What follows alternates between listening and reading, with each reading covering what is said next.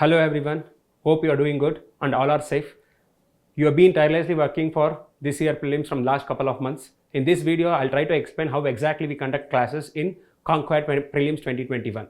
Before moving to the video, we'll try to understand why most of the people were not able to clear prelims although they have worked tirelessly from couple of years or couple of months. Why aspirants fail in UPSC prelims? The first one and foremost thing is they have not analyzed the previous year papers.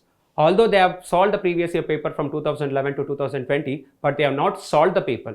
According to the recent surveys that we have conducted, most of the people don't know how to analyze the previous year paper. So until and unless they don't analyze the previous year papers, they will not set the demand of the UPSC. For example, until and unless we don't know the demand of the UPSC, we are not able to deliver. That's why people will keep on reading n number of materials they come across in the market, or otherwise they will read each and every book cover to cover. That is not the intention of this exam. They are checking your knowledge, but that doesn't mean that they will check each and everything under the sun. That is one of the greatest myths that you have to be busted. So until and unless they don't analyze the papers, they will not set the demand for the UPSC. Until and unless they don't set the demand of UPSC prelims, they will not understand what to study and what not to study and how to study. You have to build a framework by analyzing the previous year papers. In this class, the first and foremost class in this class, in the program is entirely dedicated to understanding the previous year papers so that you will understand what to study, what not to study and how to study. So probably will be studying around the more than 1,000 pages of current affairs, more than 7 to 8 standard books, along with that various other books that you want to. So it's very difficult for a human being to go through each and every book cover to cover. At the very first go, you have to go through cover by cover, but it doesn't mean that you have to remember all the dimensions or all the content present in the book. So until and unless you have the framework that is largely derived from analyzing the previous year papers, you will not able to understand what to pick and what not to pick. So the first and foremost class in this course will be dedicated to analyze the previous year papers, and we will empower you to analyze the previous year paper. So you will be having that prelims vision when you read any current affairs material or the static books or themes, whatever it may be. You will understand what to pick from the current affairs and what to pick from the static. And you will also come to understand what are all the important areas that you have to focus on. For example, in the polity, the first and foremost chapter that you have to focus on is parliament, because UPSC tends to has too many number of questions from the parliament. So the next one is themes. Themes, probably since we have spoken with n number of people, more than 500 to 700 individuals on case-to-case basis, most of the people have not identified the themes itself. And although they have identified the themes, they have not worked on the themes. Because what do you mean by themes? Before understanding the themes itself, themes crisscross the various subjects. It doesn't have any subject boundary. And themes are largely derived from previous year question papers. And themes might cover both static aspects also and current affairs aspects also. So once we understand the themes properly, we can able to answer 30 to 40 questions in every year. Especially in 2020 prelims, most of the people pondered that where exactly we got the questions. So if you analyze the previous year papers from 2011 to 2019, I can show 30 to 40 questions are directly related to previous year questions. So whether it is in current affairs, whether it is static, whether it is present in like base books, it doesn't matter for the UPSC. So they go through the previous year papers, they will largely get inspired from the particular topics, and same topics or themes will be repeated again and again. So it's preparing on themes, one of the more important component, along with preparing current affairs and static. And as I already mentioned, themes doesn't have any boundaries. It can crisscross the subjects, various disciplines, and along with that, themes can cover both static aspect also and current affairs aspect also. For static, like if I take a static example, like parliament is a theme. So each and every year we get questions on parliament. For example, if I take current affairs as an example, I usually don't put that into a current affairs. Coal is a theme. Whether it may be in static or it may be in current affairs, it doesn't matter. UPSC will ask question. Minor minerals is a theme.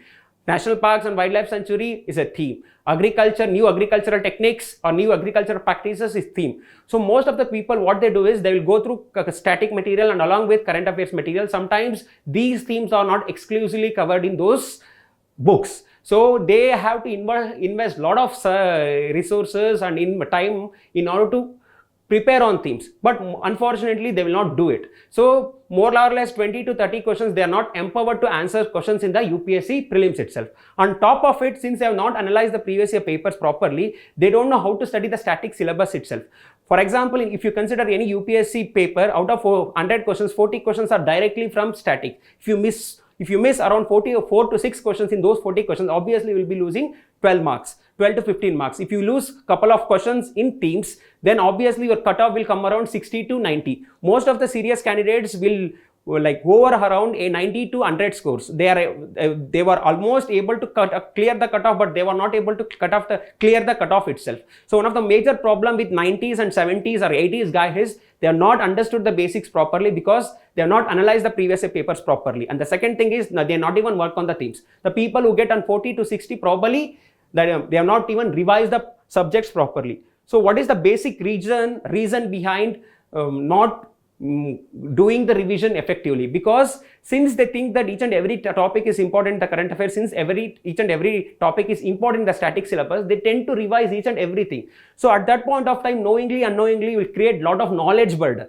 So you have to draw the line where exactly you have to stop. Until and unless you don't stop yourself, you may not able to revise the things properly. Effective revision is the one of the key component. You have to segregate the unwanted things from all the materials that you study. Most of the people will not do that. That's why they take the same time as they used to take for the first reading or first round of revision while they are doing last rounds of revision. The next thing is the mock test.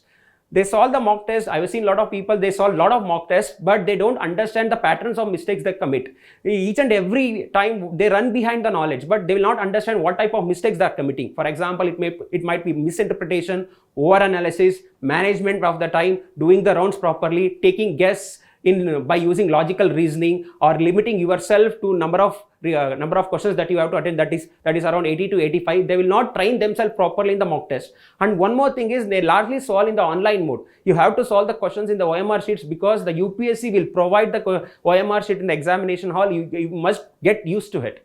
So, and along with that, they will not understand the patterns of mistakes.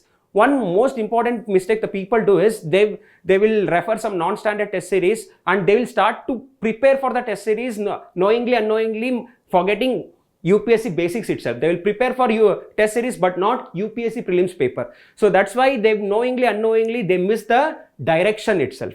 So, and most of the people that we have interacted, although they are very serious, they have revised 3 to 4 times or whatever it may be, but they largely fail in the 2 hours because they have not prepared the standard operating procedure for them. So how exactly their mind behaves, whether the first round works for them or the second round works for them. And most of the time people will not get adequate sleep well before the exam itself. So it triggers a lot of anxiety issues while handling themselves properly. So most of the people, what they do, all the serious candidates, they have the force but they don't have the direction. So until and unless you don't have both force and direction, the result will not, you will not able to get the wonderful results. The right efforts has to be directed in the right direction at the right point of time in order to get the right result. So these are the broader reasons why people are not able to clear the prelims, although they are very serious in nature. Most of the serious aspirants, although they have been tirelessly working from last 2 to 3 years or couple of months, they had all the force with them, but they don't know how to direct it.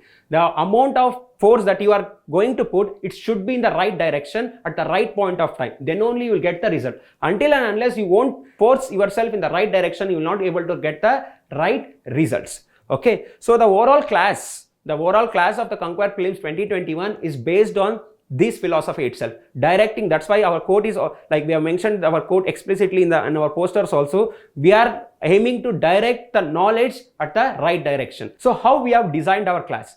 We have designed our class solely basis on the issues the people, the serious aspirants or the civil service aspirants face on day-to-day basis. For example, why we need to analyze the paper is because in the whole examination process, whether it may be a prelims, mains or interview, consists of 3 important components, namely knowledge acquisition, knowledge management and knowledge execution. So most of the people are largely failing here itself. They don't know what to study and what not to study and how to study. And along with that, for example, if they came to know that regional organization is very important in an international organization, but they don't know where to draw the line. For example, if you open AIEEB organization web page in Wikipedia or on Google, you will get like so much of content. You don't know how to segregate the content itself. So you will keep on acquiring the knowledge, although you have lost direction, and sometimes serious aspirants or aspirants doesn't know what to pick and what not to pick and how to study the topic itself. So once they are not used to, or they are not analyze the previous year papers properly, they don't get that prism or framework to acquire the knowledge. At that point of time, they will start to overload themselves with the knowledge. Once they start to overload themselves with the knowledge, it's very difficult to manage. That's why they are not able to effectively revise the things that they have studied so far. Since they are not able to manage themselves properly due to anxiety issues or lack of mock tests that they have solved, n number of reasons, they may not able to execute the knowledge in 2 hours. So in order to clear prelims, these 3 stages has to be mastered, so that you will not face any issue in these components. The knowledge acquisition starts from the right from the first day you start the preparation. The knowledge management will also start right from the day you start the preparation, and the KE also starts from the right from the same day you started the preparation. Most of the time we largely focus on this, we neglect that. Sometimes we focus on both of it, but we neglect this part. But sometimes we focus on all these components, but we are not acquiring the right knowledge itself. So we came to know that analysis of the previous paper is one of the most important exercise in order to acquire the right knowledge. But most of the time we don't know the themes itself. Sometimes we may not be able to understand what are all the themes itself. That's why we have taken one of the most challenging theme in UPSC prelims, that is agriculture.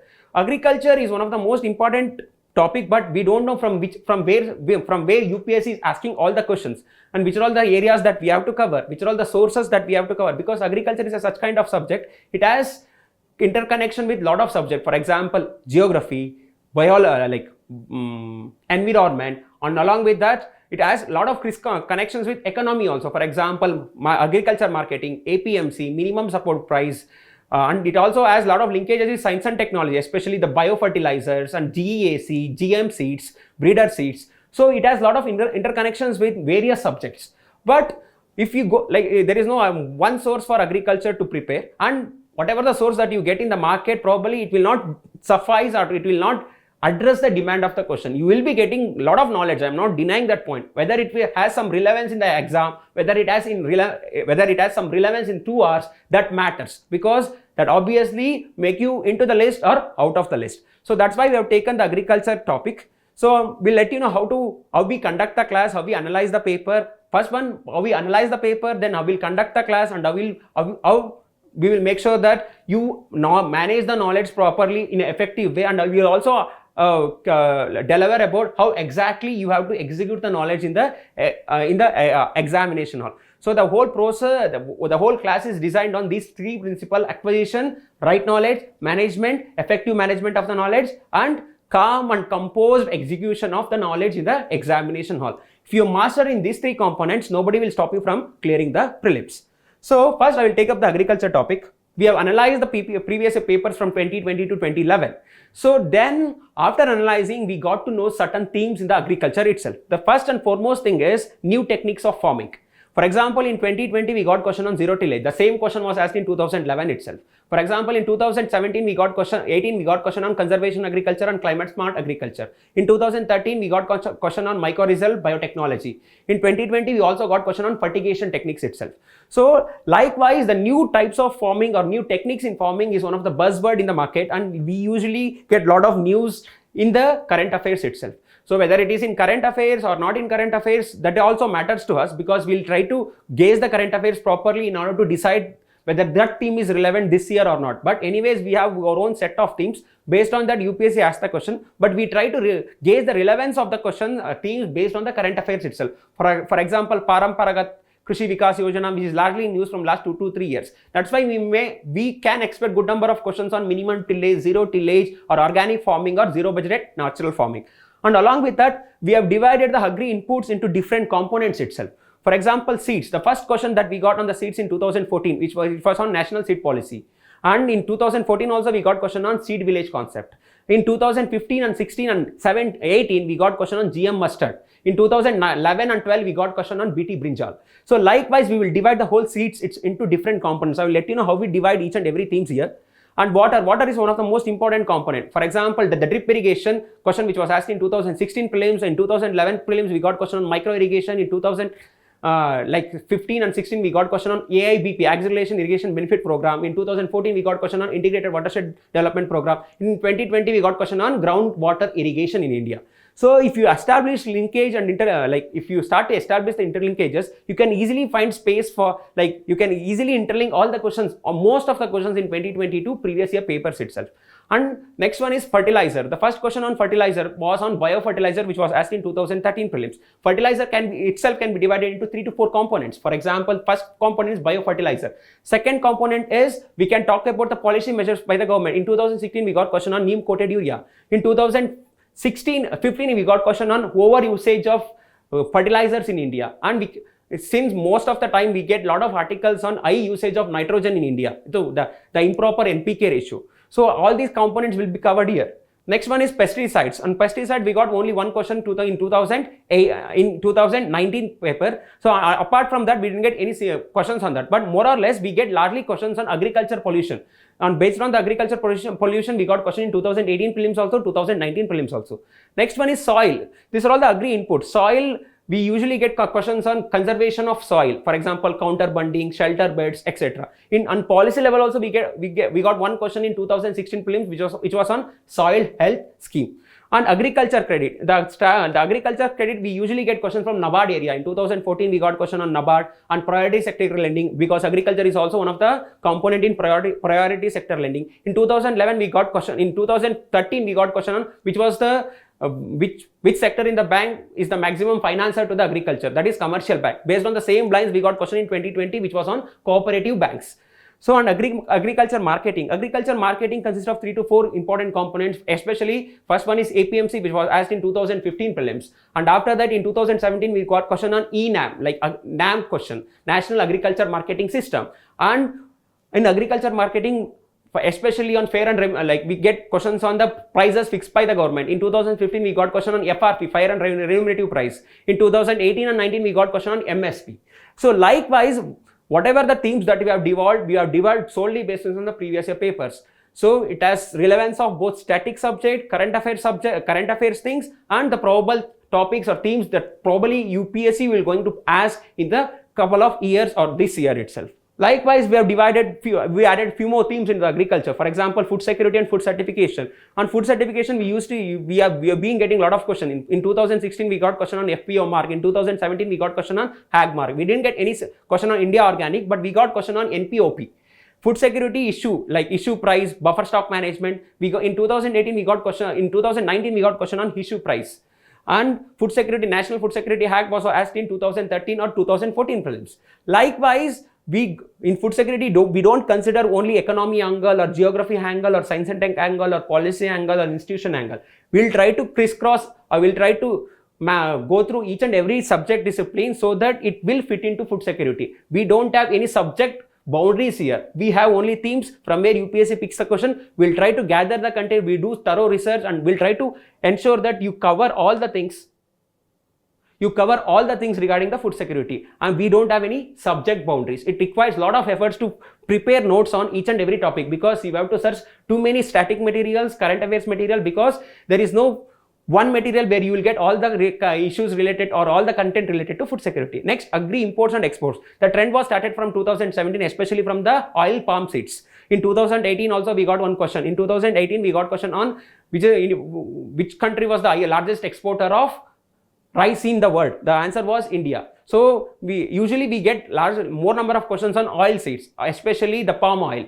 Next one is crops and cropping pattern. In 2013, in 2014, we got question on which of the following crops are rain-fed crops, which of the following crops are kharif crops. For example, in 2018, we got question on the trends in the agriculture itself, whether the kharif crops are continuous, the production of kharif crops, the area under the kharif crop is continuously increasing or not, whether the area under the sugarcane is continuously increasing or not.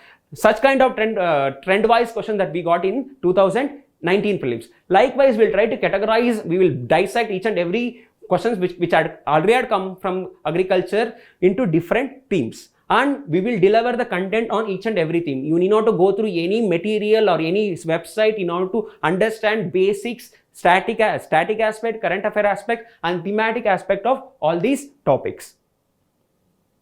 Next one, So we got to know from where exactly we are getting questions. So, and we also predict a couple of probable themes. For example, we didn't get any question on agriculture diseases because in the last 2 to 3 years, there were a lot of news on army worm, locust attack, and other, like for example, the diseases related to cattle, foot and mouth diseases. We'll try to cover comprehensively under agri diseases. And agri extension services, especially ICAR, KVKs, we didn't get any questions on that. These are the probable areas UPSC can move in, because once they exhaust question in certain areas, they have to switch it to other areas. For example, if you consider GS1 mains paper, so we are not getting any static questions now. Most of the questions are related to policy wise or N1. We usually get science and tech question and NV question GS1 mains. The same things applies to GS1 prelims also. Next, food processing. Food processing in 2011, we got question on mega food park. We can expect decent number of questions on the analytical aspects of food processing in India, and we can also expect some questions on Sampada scheme.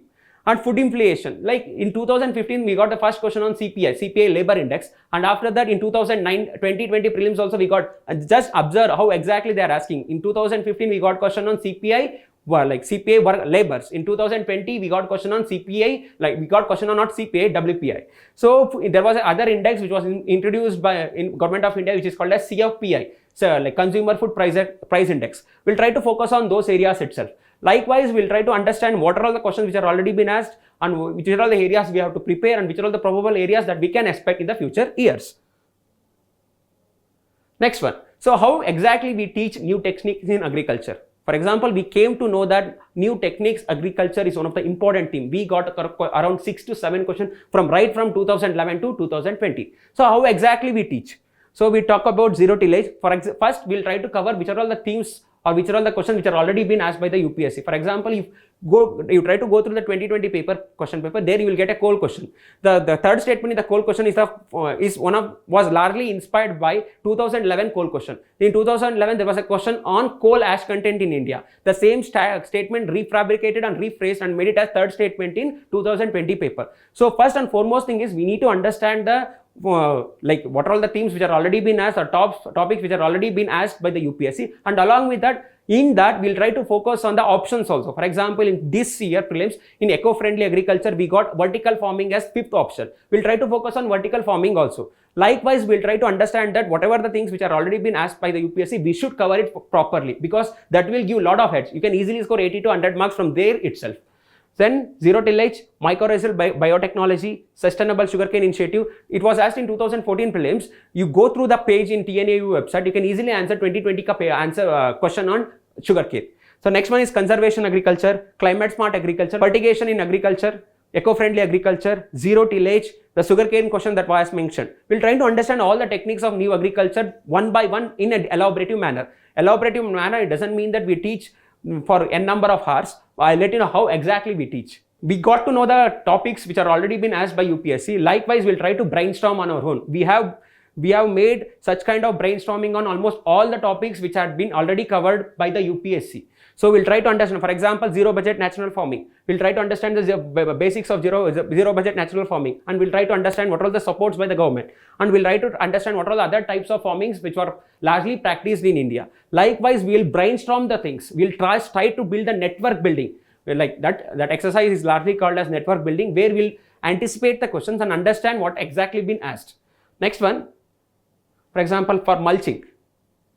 So we usually do the brainstorming for each and every topic which are already been asked by the UPSC. That gives comprehensive picture about previous year papers. Oil seed. So we talked about domestic, when we teach about oil seeds or palm oil, we'll first talk about the domestic production, then quantum of import from India and quantum of trend from India, like quantum of import from different countries, and types of oil seeds which are cultivated in India, and area under it. The next one, why India imports palm oil from Indonesia. We'll talk about some analytical aspects of it, and the government plan, for example, National Mission on Oilseeds and Oil Palm. Likewise, we'll categorize and we will dump all the information. Dump matlab, it doesn't mean that we'll pump in all the information. I'll let you know how exactly we'll pump in the information into the topic or any slide. So we will go through, we'll brainstorm it, and after that we'll drag the information, we'll do the thorough research, and then we'll try to deliver the whole thing, whatever the things that we felt relevant in the class or during while we take Conquer Prelims 2021 program.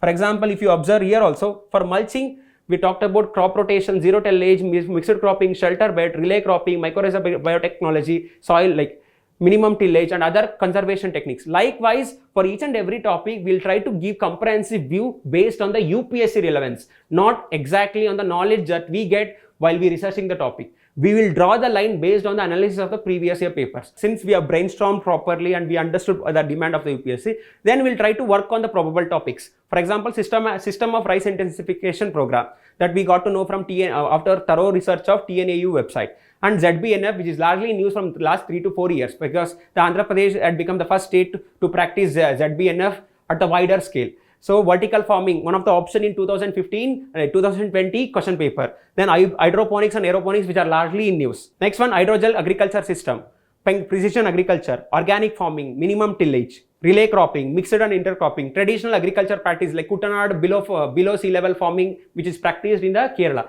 Likewise, we have to give the comprehensive picture solely based on the previous year paper analysis and the relevance of this topic for this year or future years. We will not dump the content and will not throw all the tantrums on you, because anyways our whole philosophy is we have to get the minimum knowledge based on the relevance. There is no point in dumping all the content related to these topics. I'll take the example of IR for catching the core dimension. First, I'll let you know what do you mean by core dimension. After analyzing the previous paper, especially international organization, I came to know that 3 things are more important in IR. First one is regional organization. Next one is developmental institutions and reports. I take mapping into geography subject itself. So in regional organization, I came to know that GCC important. I came to know that SARC is important. In developmental institution, I came to know that AIIB is important from analyzing the previous year papers. Okay. For example, and I also came to know that in 2020 prelims, we got question on G20. Okay. Probably we may expect question from G7.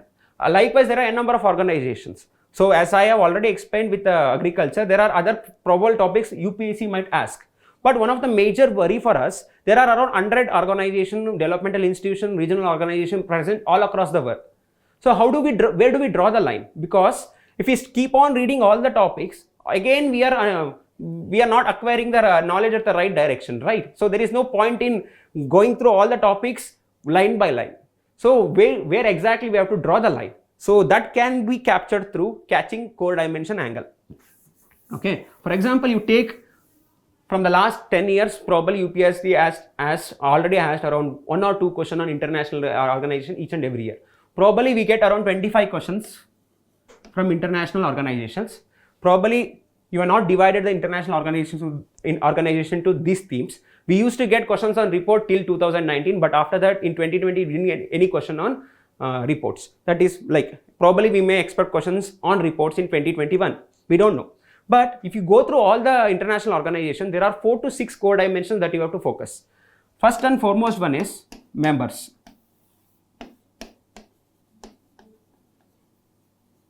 Okay, then mandate. Then functions.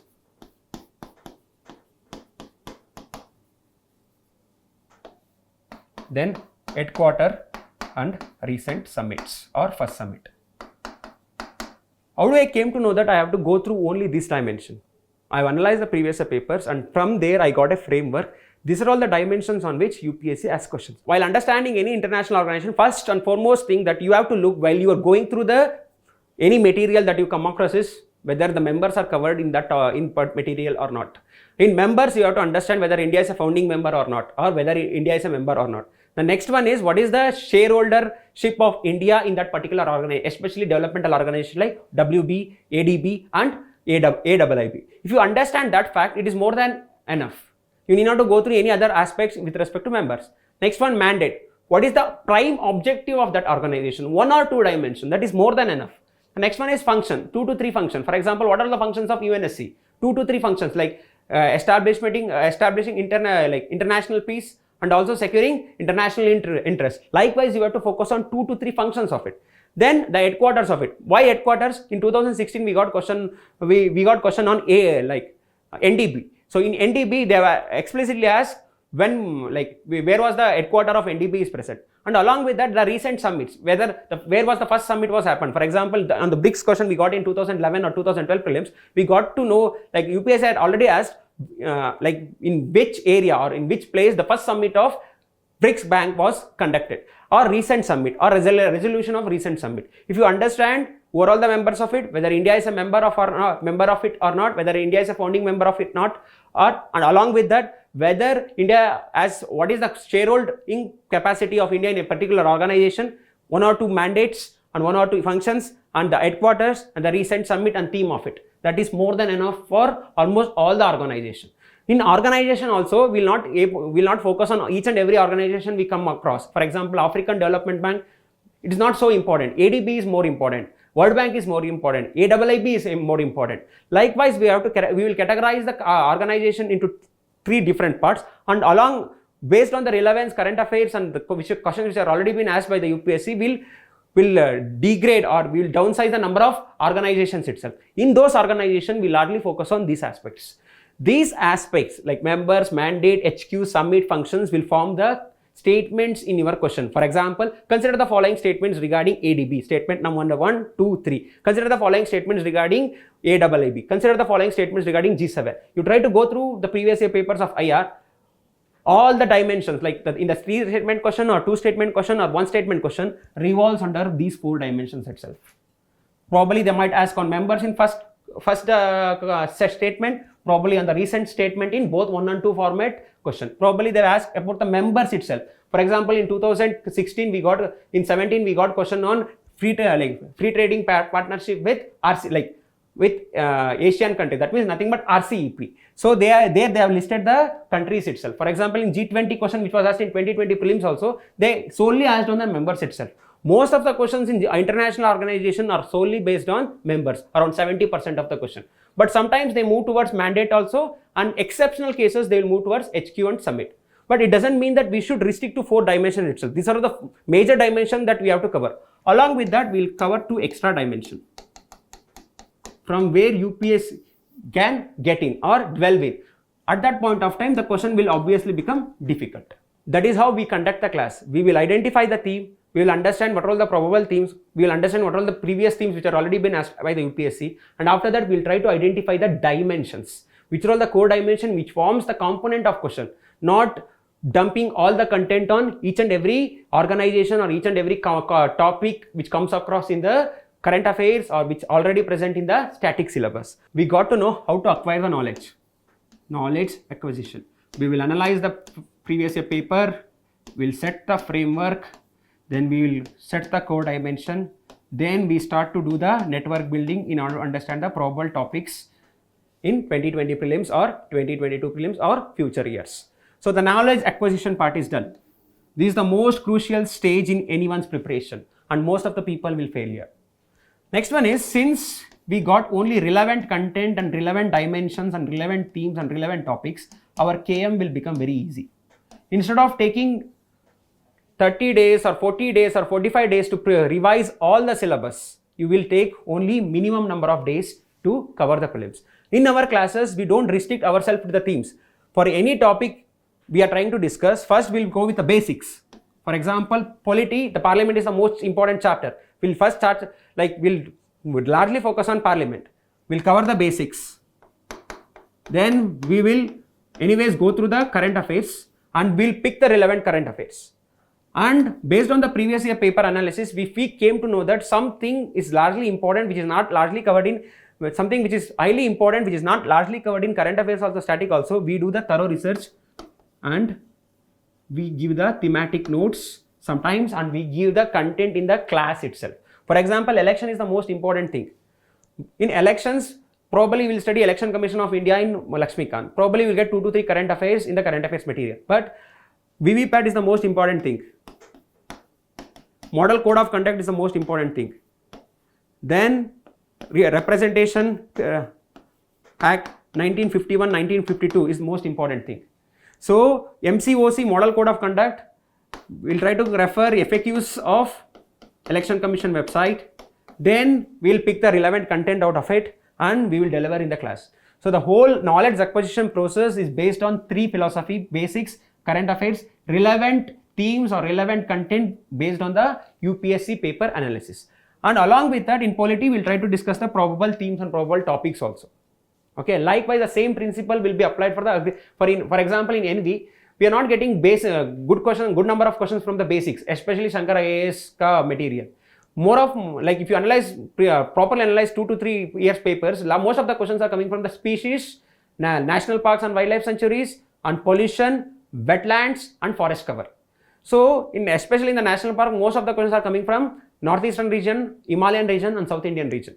And in national parks, they usually ask hybrid question. For example, national park and species, national park and habitat, especially river habitat. The Kaveri Delta question, which was asked in 2020 prelims. National park and species, national park, difference between national parks and the wildlife sanctuaries. Likewise, they tend to intrude into n number of dimensions in the national park itself.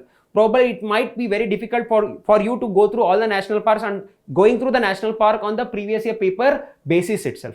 That will also be taken care. Likewise, we'll make sure that you are entirely equipped with KA aspect so that your KM aspect will be easily managed. We are done with KA part and the KM part, and the most important part is knowledge execution. So how exactly you behave in the 2 hours matters. No matter wherever you have studied, how many hours that you have put in, or from how many years you have been preparing. So how exactly you behave in the 2 hours matters a lot. So for that, you have to prepare a standard operating procedure that dictates how exactly you behave in those 2 hours. Many of the people we have interacted largely fail in 2 hours because of anxiety issue. They take a lot of burden into their head and they will think that what will happen if I am not able to clear this year prelims. And many people are looking into couple of questions, like 5 to 10 unknown questions at the very first go. They will decide in the examination hall itself, is baar to prelim to gaya, something like that. And many people, they have not effectively utilized the paper itself. They even scared to mark on the question paper itself. And sometimes people will practice all the mock test online itself, but it's better to take the mock test offline, because you have to fill the OMR sheet in the examination hall. On top of it, most of the people will largely what they will do is they will run behind the content and they will not prepare for the UPSC prelims itself, and they will not understand the patterns of mistakes that you commit. Until and unless you don't understand the patterns of mistakes, per se misinterpretation, overlooking, logical guessing and mere time management, if you are not able to address these minor issues, if single issue costs 2 marks, if you had committed around 6 to 8 mistakes, obviously it will cost around 16 to 20 marks. You can easily increase the marks 10 to 15 marks without reading a single extra page. So how exactly you will behave in the examination hall, that has to be already prepared through standard operating procedure. So if you prepare your standard operating procedure, obviously you will perform very well in the examination hall. And try to stimulate the exam time environment when you solve the mocks. It doesn't mean that you will sort somewhere else. You have to sit for 2 hours, you have to sit with the OMR sheets in order to make sure that you stimulate the real-time environment. So in our program, we dedicate around 2 to 3 sessions on knowledge execution part itself, because this is the most crucial phase in the examination. If you manage your knowledge properly with acquiring right knowledge and executing with standard operating procedure, I will repeat, nobody can stop you from clearing the prelims. All the best for this year prelims 2021.